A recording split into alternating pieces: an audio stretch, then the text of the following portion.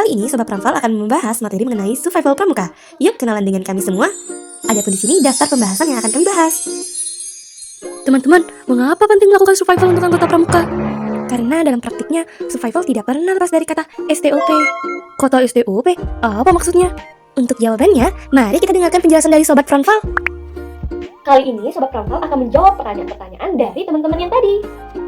Tapi sebelumnya latar belakang dari survival dimulai dari gerakan pramuka yang didirikan oleh Lord Baden-Powell pada abad ke-20 yang bertujuan untuk mengajarkan pemuda keterampilan kepramukaan yang meliputi keterampilan bertahan hidup di alam liar. Hal ini terinspirasi dari pengalamannya sebagai tentara dan penjelajah yang menyadari pentingnya keterampilan praktis ini dalam kehidupan sehari-hari. Nah, anggota pramuka akan belajar untuk menghargai alam, memahami ekosistem, dan menjaga lingkungan dengan cara yang bertanggung jawab. Secara definisi, survival adalah kemampuan seseorang atau survivor untuk bertahan hidup dan keluar dari keadaan kritis atau sulit. Nah, tujuan survivor yaitu dapat dikeluar dari keadaan sulitnya dengan waktu sesingkat mungkin. Karena seseorang itu hanya dapat bertahan hidup dari keadaan kritisnya di alam hanya sekitar 3 hari atau 72 jam. Maka dari itu harus hati-hati ya teman-teman. Prinsip survival kita ambil dari kata S, yaitu size of the situation. You and you haste make this. R, remember where you are. V, reduce fear and panic. I, improvise. V, value living. A, act like the native. And L, learn basic skill. Jika tersesat, hal yang perlu kita tekankan adalah istilah dari kata STOP atau stop. Arti kata STOP tersendiri yaitu S, stop and sitting, yang artinya berhenti dan duduklah. T artinya thinking, yang artinya berpikirlah. O artinya observe, mengamati keadaan sekitar. Dan terakhir P, planning, buat rencana mengenai tindakan yang harus terlaksana. Nah, itu tadi dia penjelasan dari saya. Untuk materi selanjutnya akan dijelaskan oleh Sobat Pramfal lainnya. Sudah terjawabkan pertanyaan-pertanyaan dari teman-teman kita yang tadi? Nah, jangan lupa ya, saksikan video sampai terakhir. Halo semuanya, perkenalkan nama saya Niputu Widiantari, saya absen 24 dari kelas L semester 2. Di sini saya akan memaparkan materi mengenai kebutuhan, perlengkapan survival pramuka, serta juga membuat tenda. Adapun kebutuhan survival, yang pertama adalah sikap mental, misalnya adalah percaya diri. Yang kedua adalah pengetahuan, misalnya adalah cara membuat api. Yang ketiga adalah pengalaman dan latihan, misalnya adalah latihan mengidentifikasi jejak kaki hewan. Yang keempat adalah peralatan, misalnya adalah kotak survival. Dan yang kelima adalah kemauan belajar, misalnya adalah melakukan pertolongan pertama. Perlengkapan yang harus dipersiapkan tergantung kepada kebutuhan, tujuan, jenis, dan lamanya kegiatan. Perlengkapan yang diperlukan di kegiatan alam bebas terdiri dari perlengkapan pribadi, perlengkapan kelompok, dan juga perlengkapan teknis. Yang pertama ada perlengkapan pribadi, yaitu misalnya seperti sepatu, kaos kaki, pakaian lapangan, tas ataupun ransel, raincoat, perlengkapan tidur, perlengkapan mandi, makanan dan minuman, alat navigasi, alat tulis, perlengkapan penunjang seperti HP, HT, dan yang terakhir ada survival kit yang terdiri dari pisau serbaguna, alat pancing, jarum jahit, dan juga yang lain sebagainya. 2. Perlengkapan kelompok. Perlengkapan kelompok adalah barang-barang perlengkapan yang dibawa untuk memenuhi kebutuhan semua anggota, yaitu seperti tenda, obat-obatan atau P3K, kemudian ada peralatan masak dan juga makan, kemudian ada golok dan juga tali. Kemudian yang ketiga adalah perlengkapan teknis. Perlengkapan teknis adalah perlengkapan yang digunakan untuk beraktivitas di alam bebas, tergantung jenis dan juga tujuannya kegiatan. Selanjutnya, cara membuat tenda atau membuat tenda kecil. Langkah yang pertama adalah letakkan tenda di atas tanah yang datar, kemudian pasang tongkat ataupun tiang pada tenda, baik yang bagian depan ataupun bagian belakang. Setelah itu pasangkan flap atau patok kepada pintu dan juga di tiap-tiap sudut tenda. Langkah yang kedua adalah letakkan tongkat bagian belakang, kemudian ikatkan tali pada patok, baik yang di depan maupun yang di sudut kanan kiri tenda. Kemudian langkah yang ketiga adalah letakkan tongkat bagian depan, kemudian ikatkan tali pada patok baik yang di depan maupun di sudut kanan kiri tenda. Dan langkah yang terakhir yaitu adalah langkah 4, yaitu ikatkan tali tengah dan tarik kuat-kuat agar kencang. Kemudian ikatkan tali-tali dinding, tarik kuat-kuat sehingga posisi tenda menjadi kencang. Kemudian cara membuat tenda besar. Langkah pertama, letakkan tenda di atas tanah yang datar, kemudian pasang tiang tenda baik di bagian depan maupun belakang pintu tenda.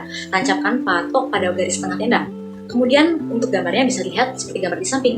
Kemudian langkah yang kedua yaitu tunjuk 4 orang anggota regu untuk mendirikan tenda. 2 orang yaitu A dan B dalam gambar bertugas mengangkat, mendirikan dan memegangi tiang tenda.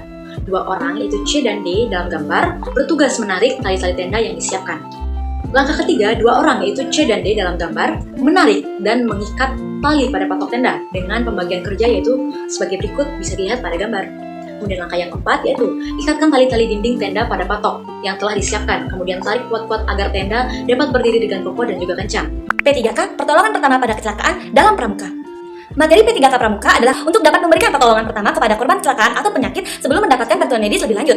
Menguasai materi P3K Pramuka, anggota pramuka dapat menjadi pribadi yang siap sedia membantu sesama di mana saja dan kapan saja.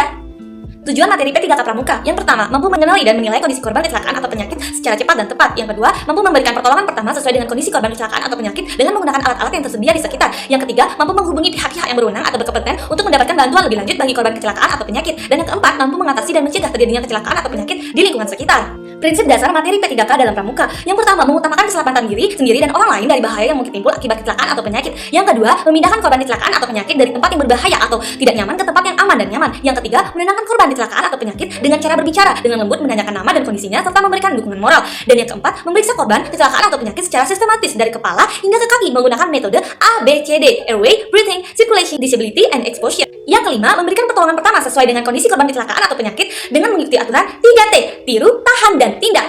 Yang keenam, mengawasi kondisi korban kecelakaan atau penyakit secara terus-menerus hingga mendapatkan bantuan lebih lanjut. Yang ketujuh, melaporkan kondisi korban kecelakaan atau penyakit secara jelas dan lengkap kepada pihak-pihak yang berwenang atau berkompeten. Jenis-jenis kecelakaan dan pertolongannya. Yang pertama, luka. Luka adalah rusaknya jaringan tubuh akibat terkena benda tajam, gesekan, benturan, atau panas. P3K pada korban luka. Yang pertama, membersihkan luka dengan air mengalir atau cairan antiseptik. Yang kedua, menghentikan pendarahan dengan menekan luka dengan kain bersih atau perban. Yang ketiga, menutup luka dengan kasus steril atau plaster. Yang keempat, mengganti perban secara berkala dan menjaga kebersihan luka. Yang kelima, memberikan obat anti nyeri atau anti-inflamasi jika diperlukan. Dan yang terakhir, membawa korban ke fasilitas kesehatan jika luka dalam luas terinfeksi atau terdapat benda asing di dalamnya. Kecelakaan patah tulang. Patah tulang adalah putusnya kontinuitas tulang akibat tekanan yang melebihi batas kuatnya. P3K untuk korban patah tulang. Pertama, mengimobilisasi bagian tubuh yang mengalami patah tulang dengan menggunakan bidai atau alat penyangga lainnya. Yang kedua, menyelimuti bagian tubuh yang mengalami patah tulang dengan kain tebal atau selimut untuk menghindari hipotermia. Yang ketiga, memberikan obat anti nyeri atau anti-inflamasi jika diperlukan. Dan yang terakhir, membawa korban ke fasilitas kesehatan secepat mungkin untuk mendapatkan penanganan lebih lanjut. Pingsan. Pingsan adalah hilangnya kesadaran sementara akibat kurangnya aliran darah ke otak. P3K kepada korban pingsan. Yang pertama, membaringkan korban dengan posisi kepala lebih rendah dari kaki untuk meningkatkan aliran darah ke otak. Yang kedua, melepaskan pakaian atau aksesoris yang mengikat leher, dada, atau perut korban. Yang ketiga, memberikan bau-bauan seperti minyak kayu putih, kapur sirih, atau amonia untuk merangsang kesadaran korban. Yang keempat, memberikan minuman manis seperti air, gula, teh manis, atau jus buah jika korban sadar dan tidak muntah. Dan yang terakhir, membawa korban ke fasilitas kesehatan jika tidak sadar dalam waktu yang lama atau memiliki riwayat penyakit tertentu. Selanjutnya, saya akan menjelaskan tentang arti SOS untuk kode tanda bahaya. Sebagian orang mengira kalau SOS adalah singkatan. Ada banyak singkatan yang dikaitkan dengan SOS, seperti Save Our Soul, Save Our Ship, Survivor on Ship, atau kalimat lain, itu adalah disebut backronym. Dan huruf-huruf itu yakni S, O, dan S adalah sebenarnya tidak bermakna apapun. Karena ini semua keliru. SOS bukanlah sebuah singkatan, melainkan hanya sebuah simbol yang digunakan agar pertolongan bisa diperoleh dengan segera. Awalnya, sinyal SOS merupakan kode yang disepakati dalam kode Morse yang kita pelajari dalam pramuka. Kode ini sebagai tanda adanya bahaya yang telah disepakati oleh berbagai perjanjian maritim internasional. Dan dalam kode Morse, SOS disimbolkan dengan 3 titik, 3 garis, dan 3 titik, atau bisa dituliskan menjadi seperti yang di dalam kurung. Pada tahun 1906, Konvensi Telegraf Nirkabel Internasional diadakan di Berlin dan para delegasi berusaha membuat panggilan darurat berstandar internasional. Maka, kode titik-titik-titik, garis-garis-garis, titik-titik-titik yang berarti SOS yang diusulkan oleh Jerman dianggap dapat dikirim dengan cepat dan mudah serta sulit untuk disalahartikan. Inilah kemudian alasan sandi yang kemudian lebih dikenal dengan sinyal SOS dipilih sebagai sinyal mara bahaya untuk penggunaan secara internasional dan mulai berlaku pada tanggal 1 Juli 1900. Membuat perangkap sangat berguna dalam kegiatan di alam, terutama dalam keadaan terdesak dan membutuhkan makanan atau survival karena makanan dari jenis hewan tidak mudah untuk didapatkan. Nah, adapun macam-macam trap, yaitu yang pertama perangkap pegas atau spring trap, yang kedua perangkap tipe beban, yang ketiga perangkap lubang, yang keempat perangkap menusuk atau spear, yang kelima perangkap tali sederhana, yang keenam perangkap getah atau pulut, dan yang ketujuh perangkap ikan. Perangkap yang pertama yaitu perangkap pegas atau spring trap. Perangkap ini memanfaatkan yang pertama kelenturan dahan pohon, yang kedua patok yang diberi lekukan atau bisa juga dengan cara lain seperti pada gambar dan dihubungkan dengan tali. Yang ketiga, tali lasso yang lalu menghubungkan dahan pohon yang lentur dengan patok, sehingga apabila lasso goyang, maka tali pada patok akan lepas dan dahan pohon akan menarik, hingga akhirnya tali menjerat hewan buruan, seperti pada gambar yang sudah disajikan di PPT. Selanjutnya, membuat perangkap trap yang kedua, yaitu perangkap tipe beban. Sesuai namanya, perangkap jenis ini, prinsip kerjanya adalah menjatuhkan benda berat ke hewan buruan saat hewan tersebut melintas dan menyentuh sistem perangkap. Benda tersebut bisa kayu besar ataupun batu besar. Lokasi perangkap dan penggunaan umpan, seperti pada gambar yang sudah disajikan di PPT. Buat perangkap yang ketiga, yaitu perangkap lubang. Nah, prinsip kerjanya sederhana. Lubang pada tanah dilengkapi dengan tombak-tombak runcing di bagian dasar dan permukaan lubang tersebut ditutupi dengan ranting rapuh serta dedaunan. Saat hewan buruan melintas tepat di atasnya, ranting-ranting tersebut akan patah dan hewan tersebut jatuh ke dalam lubang dan tertusuk tombak-tombak runcing. Perangkap jenis ini bisa digunakan untuk hewan kecil seperti kelinci dan bahkan hewan besar seperti babi atau rusa sekalipun dengan menyesuaikan diameter serta kedalaman lubang perangkap tersebut. Diperlukan tenaga lebih untuk penggalian lubang seperti pada gambar yang sudah disajikan di PPT. Selanjutnya membuat perangkap trap yang keempat yaitu perangkap menusuk atau spear. Prinsip kerja perangkap ini adalah dengan menancapkan sesuatu yang tajam atau kayu runcing pada hewan buruan. Perangkap ini bisa digunakan baik hewan kecil seperti kelinci maupun hewan berukuran besar seperti rusa dan babi dengan menyesuaikan ukurannya. Yang perlu diperhatikan untuk keamanan, pengguna harus berhati-hati untuk mengingat tempat pemasangan perangkap karena bisa berbahaya bagi diri sendiri. Sebagai contoh, terdapat gambar yang sudah disajikan di PPT. Selanjutnya, membuat perangkap atau trap yang kelima, yaitu perangkap tali sederhana. Nah, perangkap ini digunakan untuk binatang kecil hingga ukuran besar. Tali yang sudah dibentuk, lasso, diletakkan di permukaan tanah, lalu diberi umpan di tengah-tengah tali tersebut, dan diikatkan ujung tali pada sesuatu yang besar atau berat, seperti kayu, agar saat hewan sudah terikat, hewan tersebut tidak bisa kemana-mana. Selanjutnya, yang membuat perangkap atau trap yang keenam, yaitu perangkap getah atau pulut. Nah, perangkap jenis ini digunakan untuk menangkap burung. Prinsipnya adalah menggunakan getah lengket pada ranting yang digunakan burung untuk dihinggap, sehingga kaki burung tersebut akan menempel pada ranting atau dahan. Membuat perangkap atau trap yang terakhir yaitu perangkap ikan. Nah, adapun macam-macam perangkap ikan yang seperti pada gambar yang sudah ada di PPT. Nah, untuk mendapatkan ikan dengan cara memancing, tentu kita membutuhkan kail sebagai elemen penting dari sebuah alat pancing. Nah, kita juga dapat membuat kail dari benda-benda di sekitar, seperti pada contoh yang sudah ada di PPT. Nah, adapun contoh-contoh alat berburunya, kita bisa membuat alat berburu menggunakan benda-benda yang ada di sekitar kita. Yang pertama yaitu panah, bisa kita gunakan untuk berburu hewan apa saja dari jarak jauh dan membutuhkan akurasi dalam penggunaannya. Selanjutnya, yang kedua yaitu ketapel, digunakan untuk berburu burung dan mamalia kecil seperti bajing, tapi untuk membuatnya diperlukan karet atau sejenisnya sebagai pelontar. Yang terakhir, kayu untuk menangkap ular, hanya membutuhkan kayu panjang dengan ujung bercabang seperti huruf Y. Dan semua gambar, semua contoh alat berburu sudah disajikan di dalam PPT. Halo Sobat Pramuka, salam kenal, aku Liana. Nah, pada kesempatan kali ini, aku bakal ngasih tahu tentang bahaya-bahaya yang mungkin kalian hadapi dalam kegiatan survival pramuka. Nah, dalam kegiatan survival pramuka ini, pemahaman akan bahaya-bahaya yang mungkin dihadapi dan cara pencegahannya sangat penting untuk menjaga keselamatan dan kesejahteraan peserta. Nah, aku punya beberapa cara bagaimana cara menghadapi bahaya dalam kegiatan survival pramuka. Bahaya yang pertama yaitu ada ketegangan dan panik. Solusinya bisa dengan sering berlatih, berpikir positif dan optimis, dan juga melakukan persiapan fisik dan mental. Kemudian yang kedua ada serangan matahari atau panas. Solusinya bisa dengan memperbanyak persediaan air, mengurangi aktivitas, dan menggunakan pakaian yang nyaman seperti kaos oblong. Kemudian ada bahaya yang ketiga yaitu ada kemerosotan mental, ditandai dengan gejala lemah, lesu, kurang dapat berpikir dengan baik, dan histeris. Penyebabnya ini bisa dengan kejiwaan dan fisik lemah atau keadaan lingkungan yang mencekam. Solusinya yaitu bisa usahakan tenang dan banyak berlatih. Kemudian yang keempat ada bahaya binatang, racun, dan berbisa atau keracunan. Nah, gejalanya ditandai dengan pusing, muntah, nyeri, dan kejang perut. Nah, penyebabnya ini bisa dari makanan dan minuman yang beracun. Solusinya yaitu bisa minum air garam atau minum teh pekat atau dengan dibawa anak dekatnya. Kemudian yang kelima ada kecapean. Nah, solusinya bisa dengan makan makanan yang berkalori atau dengan membatasi kegiatan. Kemudian bahaya yang mungkin kalian hadapi yang terakhir atau yang keenam yaitu kedinginan. Nah, solusinya kalian bisa membuat biva atau shelter dengan tujuan untuk melindungi dari angin, panas, hujan, dan pendingin. Nah, mungkin itu saja materi yang bisa saya berikan. Materi yang lainnya bisa kalian simak di video selanjutnya. Cara mengatasi gangguan saat survival. Mengatasi gangguan dalam situasi bertahan hidup atau survival adalah salah satu aspek penting untuk memastikan keselamatan dan kenyamanan. Beberapa strategi yang bisa diambil untuk mengatasi gangguan binatang antara lain: 1. Identifikasi dan pemahaman. Kenali binatang lokal, pelajari jenis binatang yang umum di daerah tersebut, termasuk binatang buas, serangga, binatang kecil lainnya, dan juga memahami tanda-tanda kehadiran binatang seperti jejak, kotoran, dan suara. 2. Pencegahan, jaga kebersihan, jangan membiarkan sisa makanan atau sampah berserakan. Simpan makanan dalam wadah kerap udara dan pilih tempat berkemah jauh dari serangga atau habitat binatang liar. Juga pastikan tenda selalu tutup rapat untuk mencegah serangga dan binatang kecil masuk. 4. Menghadapi binatang, jangan panik jika bertemu binatang, tetap tenang dan jangan melakukan gerakan tiba-tiba jika bertemu dengan luar singa gunung. Buat dirimu terlihat besar berteriak, dan jangan berpaling, jangan lari karena bisa memicu insting berburu, dan gunakan pakaian tertutup dan jaring nyamuk untuk melindungi dari gigitan serangga. Selanjutnya, membaca jejak survival pramuka, di mana tanda jejak dapat dibagi menjadi dua jenis. Yang pertama, tanda jejak buatan. Tanda jejak buatan ini dibuat oleh manusia menggunakan bahan-bahan alam, seperti ranting, batu, atau tanda khusus seperti panah. Yang kedua, tanda jejak alami, di mana tanda jejak di alam mencerminkan kondisi lingkungan, seperti jejak aktivitas manusia berupa tapak kaki atau sampah bekas makanan. Tanda-tanda kehidupan hewan dapat dilihat dari jejak tapak atau kotorannya. Adapun cara membaca tanda jejak alami. Tanda jejak alami yang ditemukan di alam bebas dapat dipahami melalui latihan dan pengalaman. Jejak ini memberikan informasi tentang aktivitas manusia atau hewan di suatu daerah, arah pergerakan, beban yang dibawa, dan kecepatan gerak. Untuk membaca jejak alami dapat memperhatikan: yang pertama, kotoran yang tersisa; yang kedua, pohon atau ranting yang patah; yang ketiga, lumpur atau tanah di atas rumputan atau semak; yang keempat, semak-semak yang terbuka lebar; yang kelima, sisa makanan; dan yang keenam, binatang berkelompok yang menjadi kacau dan ribut. Selanjutnya, bekas pijakan kaki merupakan petunjuk tanda jejak, di mana kita dapat membaca gerakan rumputan yang tinggi. Membaca gerakan rumputan yang tinggi bisa dilakukan bila rumput tinggi atau alang-alang terlihat, biasanya condong ke arah manusia atau binatang yang lewat di sekitarnya. Selain itu, kotoran di atas rumput juga menjadi petunjuk. Berbeda dengan rumput tinggi atau alang-alang, rumput yang pendek biasanya tegak kembali apabila terinjak. Lalu di daerah berbatu bisa dilihat dan diraba selintas bahwa di situ ada jejak. Di daerah seperti ini, jejak yang ditinggalkan tidak jelas, seperti butiran kapur halus. Lalu, jejak di hutan bisa dilihat dari daun atau dahan atau tanaman di sekitarnya yang rusak. Perubahan ini bisa terjadi karena terinjak, dipakai terobosan, dibabat, dan sebagainya. Dan di sungai yang jernih, tapak yang ditinggalkan masih bisa dibaca, begitu pula di rawa dan pesisir pantai.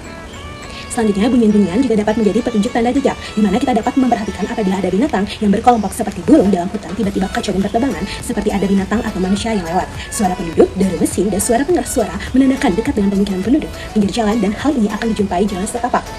Untuk membaca jejak di hutan lebat, sebaiknya memiliki pandangan yang luas dan jauh, antara 10-20 meter di depan. Jangan fokus pada jarak kurang dari 4 meter. Pada jarak ideal ini, gunakan semua panca indera untuk mengenali jejak melalui tanda-tanda seperti bunyi, bau, dan juga kotoran.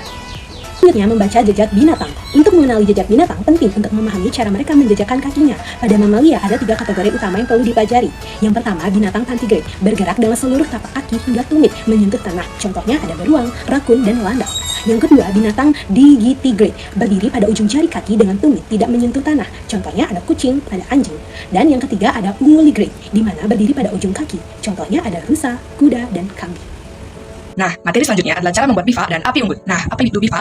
Bivak adalah tempat berlindung sementara atau darurat di alam bebas dari aneka gangguan cuaca, binatang buas, dan angin. Bivak merupakan salah satu kemampuan wajib survival di alam bebas. Bivak dapat dibagi menjadi 3 jenis berdasarkan cara pembuatannya. Yang pertama adalah bivak alam. Bivak alam dibuat dari sumber daya alam seperti dedaunan, akar-akaran, dan kulit pohon. Contoh tempatnya termasuk gua, lakukan tebing, lubang-lubang, tanah, atau tanah berlubang. Yang kedua adalah bivak semi buatan yang menggabungkan bahan alami dengan bahan buatan industri seperti ponco dan akar gandum. Bivak ini menawarkan kombinasi fleksibilitas dan keandalan. Yang ketiga adalah bivak buatan yang sepenuhnya dibuat dari bahan-bahan buatan atau industri seperti plastik, parasut, atau kain yang cocok untuk situasi di mana bahan alami tidak tersedia atau tidak memadai. Selanjutnya adalah alat untuk membuat bivak. Membuat bivak alami atau buatan diperlukan alat dan bahan pendukung untuk menghasilkan tempat berlindung yang nyaman dan aman. Adapun kebutuhan alat dan bahan untuk membangun bivak alami adalah sebagai berikut. Yang pertama adalah golok atau senjata tajam lainnya. Yang kedua adalah kayu atau ranting pohon. Yang ketiga adalah daun lebar atau ilalang. Sedangkan untuk membuat tenda bivak buatan dibutuhkan bahan dan perlengkapan seperti yang pertama adalah jas hujan atau terpal. Yang kedua adalah tali api atau nilon. Yang ketiga adalah golok atau senjata tajam lainnya. Yang keempat adalah batang kayu atau ranting pohon. Selanjutnya adalah cara membuat bivak. Untuk membuat bivak alami untuk 4 orang, langkah-langkahnya dimulai dengan yang pertama persiapan bahan seperti kayu, ranting pohon, ilalang, atau daun lebar. Lokasi yang dipilih perlu dibersihkan agar tempatnya nyaman dan bersih. Yang kedua, tancapkan 2 tiang utama yang bercabang setinggi 1,5 meter dan hubungkan dengan kayu yang lurus sepanjang 2 meter untuk membentuk rangka utama. Yang ketiga, tambahkan 2 tiang pendukung tambahan dengan tinggi 50 cm di depan dan belakang dan sambung dengan kayu lurus di antara keduanya untuk stabilitas tambahan. Yang keempat, atap bivak dapat dibentuk dengan meletakkan ranting atau dahan kayu lurus di atas rangka lalu tutupi dengan daun atau ilalang secara rapat untuk memberikan perlindungan dari cuaca. Untuk membuat bivak buatan dengan atap menggunakan bahan polyester seperti flysheet, terpal, atau jas hujan, berikut langkah-langkahnya. Yang pertama, siapkan 2 buah kayu bercabang dengan panjang sekitar 1,5 meter sebagai tiang utama. Yang kedua, siapkan 1 buah kayu lurus dengan panjang sekitar 2 meter untuk menjadi rangka atap. Yang ketiga, tancapkan 2 buah tiang utama ke dalam tanah untuk mendukung struktur bivak. Yang keempat, bentangkan kayu lurus sebagai rangka atap di antara 2 tiang utama. Yang kelima, bentangkan bahan polyester seperti jas hujan atau terpal di atas rangka atap sehingga membentuk bentuk segitiga. Yang keenam, ikat dan kencangkan setiap ujung bahan polyester, jas hujan atau terpal ke tiang atau ke ujung-ujung rangka atap untuk memastikan atap bivak terpasang dengan kokoh. Tips untuk membuat bivak untuk bertahan hidup di alam bebas. Yang pertama, cari tempat yang sesuai. Sebelum membuat bivak, pastikan bahwa lokasi tempat telah sesuai. Sesuai maksudnya adalah aman dan nyaman. Jangan dirikan bivak di dekat pohon yang lapuk karena rawan tumbang. Selain itu juga jangan terlalu dekat dengan sungai. Kedua, cari bahan di sekeliling. Jika tidak membawa banyak barang, maka dapat membuat bivak alami. Cari perlengkapan untuk membuat bivak alami di sekitar tempat kemah. Selain itu, gunakan bahan seperlunya dan tidak merusak alam. Yang ketiga, pastikan bahwa pondasi bivak sempurna. Tips terakhir adalah untuk memastikan bahwa pondasi telah sempurna. Jika belum sempurna, maka dapat memperkuatnya kembali. Pastikan juga bahwa atap bivak tidak berlubang dan bocor.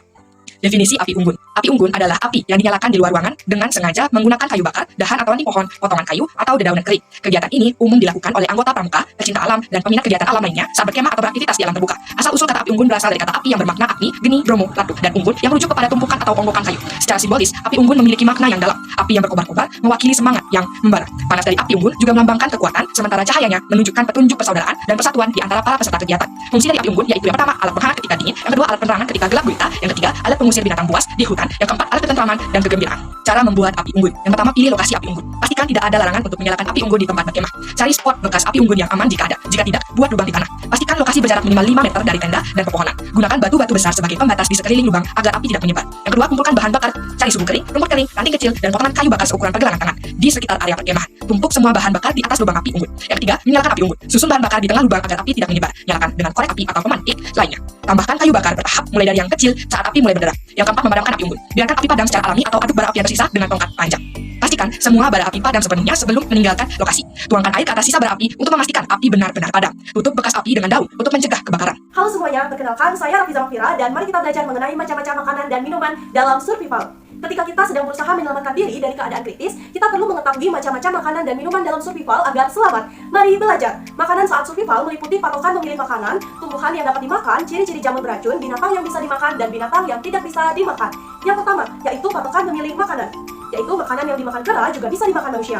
Kemudian, hati-hatilah pada tanaman dan buah yang berwarna mencolok. Hindari makanan yang mengeluarkan getah putih. Tanaman yang akan dimakan dicoba dulu dioleskan pada tangan, lengan, bibir, lidah, dan punggung sesaat. Apabila aman, bisa dimakan. Hindari makanan yang terlalu pahit atau asam. Makanan ringan yang dikemas akan mempercepat kehausan. Makanan yang mengandung protein butuh banyak air. Selanjutnya, tumbuhan yang dapat dimakan, yaitu yang dari batangnya, batang pohon pisang atau putihnya, kemudian batang yang masih muda atau lembu, kemudian pakis yang dalamnya berwarna putih, kemudian sagu dalamnya berwarna putih, kemudian juga tebu itu bisa dimakan. Nah, dari daunnya itu ada selada air, rasa mala yang masih muda, daun melinjo, dan juga singkong. Selanjutnya, akar dan umbinya, yaitu ada ubi jalar, palas, dan juga singkong. Kemudian buah itu ada arbe, asam jawa, dan jenggot. Tumbuhan yang dapat dimakan seluruhnya itu ada jamur berang dan jamur kayu.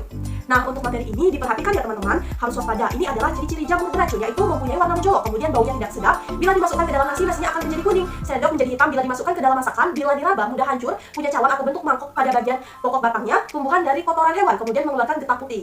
Selanjutnya, binatang yang bisa dimakan, yaitu ada belalang, jangkrik, tempayan putih atau gendon, kemudian cacing, jenis-jenis burung, laron, lebah, larva, madu, siput, dan juga kadal, yaitu bagian belakang dan ekornya.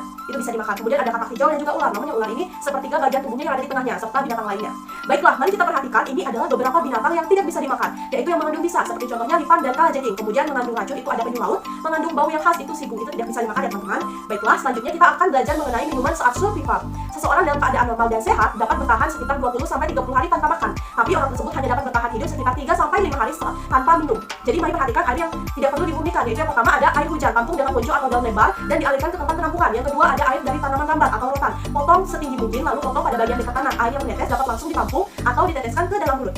Yang ketiga yaitu air dari tanaman. Air terdapat pada bunga kantung semar, lumut, air di dalam buah kelapa itu juga bisa diminum langsung. Selanjutnya air yang harus dimurnikan terlebih dahulu, yaitu yang pertama air sungai besar, yang kedua air sungai tergenang, yang ketiga yaitu air yang didapatkan dengan menggali pasir di pantai di atas 5 meter dari batang pasang surut. Kemudian yang keempat, air di daerah sungai yang kering, caranya dengan menggali lubang di bawah batuan. Kemudian yang kelima, air dari batang pisang, caranya tebang pohon pisang sehingga yang tersisa tinggal bawahnya lalu dibuatkan lubang, maka air akan keluar, biasanya dapat keluar sampai 3 kali pengambilan. Baiklah, itulah tadi macam-macam makanan dan minuman saat survival. Mohon diingat dan dicatat ya. Terima kasih sudah belajar dengan baik. Terima kasih Sobat Pramval, itu dia penjelasan dari kami. Sampai jumpa!